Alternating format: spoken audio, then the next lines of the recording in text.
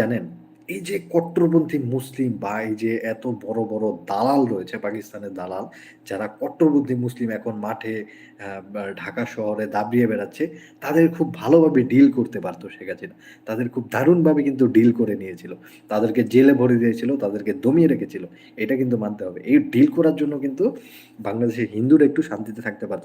কিন্তু এখন এই ক্যাঙ্গারু সরকারের আমলে এই যে ইউনূস গং এই গাধাদের আমলে বাংলাদেশী মুসলিমরা ওপেন রাইফেল নিয়ে দাঁড়িয়ে থাকে রাস্তায় বলে আর মুফতি মহিবুল্লাহ যে যার নিয়ে আমি ভিডিও বানিয়েছিলাম যে ইসকনকে ফাঁসানোর জন্য যে নাটক সাজিয়েছিল সেই মহিবুল্লাহর ছেলে ওপেন রাস্তার মধ্যে দাঁড়িয়ে হুমকি দিচ্ছিল যে ১০০ জন ইসকনকে আমি সেই মুখে সেটা উচ্চারণ করতে চাই না।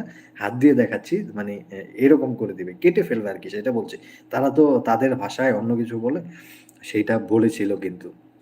তো এইরকম যে তাদের যে এরকম পাখনা গজিয়েছে না? সেই পাখনাগুলি ছেঁটে রেখেছিল শেখ হাসিনা।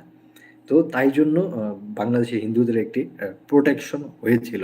শেখ হাসিনা একটি বাংলাদেশি হিন্দুদের জন্য প্রোটেকশন ছিল। অবশ্যই